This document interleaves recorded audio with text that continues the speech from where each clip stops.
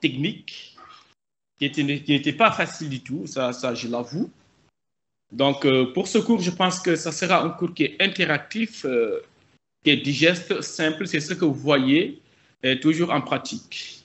Donc, pour ce faire, nous allons adopter le plan suivant.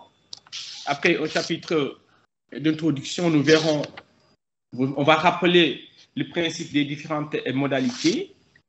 Ensuite, nous verrons la sémiologie élémentaire en radiographie standard, en échographie, en tomodensitométrie et en IRM, avant de conclure. Donc, les objectifs, c'est juste de connaître le lexique utilisé pour les différentes modalités, de pouvoir identifier une lésion élémentaire, quelle que soit la modalité utilisée.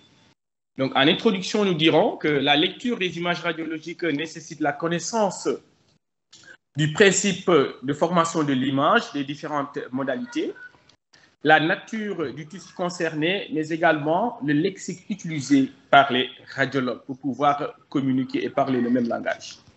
Il existe cependant des pièges de lecture, c'est ce qu'on appelle les artefacts, qui peuvent être secondaires soit à la technique et au patient, et l'interprétation est fonction du contexte clinique et biologique. Donc, une image isolée ne peut pas avoir une traduction pathologique. Donc, il faut toujours contextualiser les images. Donc, un rappel des techniques d'imagerie. Donc, concernant la radiographie standard, il s'agit d'une imagerie de projection qui utilise les rayons X. Donc, il s'agit d'une imagerie qui est irradiante, dont le principe repose sur l'atténuation différentielle du faisceau des rayons X après la traversée d'une région anatomique. Ensuite, le faisceau résiduel est recueilli sur un film qui peut être argentique, c'est l'apanage de la radiologie analogique, et ou sur des cassettes numériques communément appelées radiographie numérique. Pour la tomodensitométrie, c'est le même principe. On a la source, on a l'objet et on a en lieu place des films, on a des détecteurs. Donc, il s'agit également d'une technique dont le principe repose sur l'utilisation des faisceaux de rayons X et que, à l'aide des algorithmes mathématiques, l'ordinateur va mesurer la densité en unité onde-field du faisceau radiant. Et donc, c'est ce qui va donner secondairement les images. Et l'échographie, donc, il s'agit d'une technique non irradiante qui utilise les ultrasons et dont le principe repose sur la réflexion du faisceau ultrasonore à l'interface de deux milieux d'impédance acoustique différents.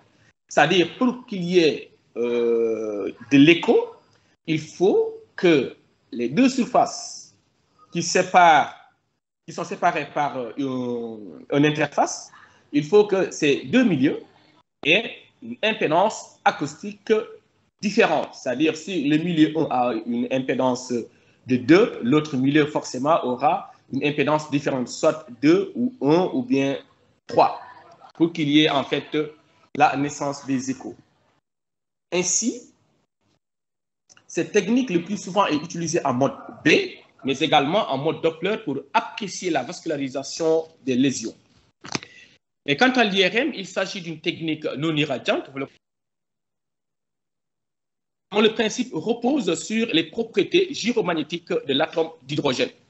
Donc, l'atome d'hydrogène est contenu dans la molécule d'eau, qui est le composant le plus prépondérant au niveau de l'organisme. Donc, l'atome H+, présente un moment cinétique. Et l'ensemble des atomes d'hydrogène vont créer un champ qu'on appelle B0. Et ce champ B0, c'est-à-dire le patient, si on l'introduit au niveau d'une machine d'IRM, sous l'impulsion du champ magnétique de la machine et les ondes envoyées par les antennes, donc, ce moment va être déséquilibré. Donc, il va s'en suivre ce qu'on appelle une excitation par un transfert d'énergie. Et que l'atome qui est excité pour revenir à l'état initial va perdre ce qu'on appelle de l'énergie. C'est ce qu'on appelle la phase de relaxation. Et en perdant cette énergie sera recueillie aux différents temps, nous permettant de mesurer la relaxation des différentes structures anatomiques qui donneront naissance au signal des différents éléments de l'organisme. C'est là un petit rappel pour mettre le point sur les i sur les différentes modalités qu'on utilise en imagerie. Donc, ces différents rappels sont résumés sur cette diapositive. Pour la radiographie, c'est toujours le scanner, c'est un problème d'absorption. Et c'est l'absorption qui est fonction du noyau atomique, ça c'est la physique.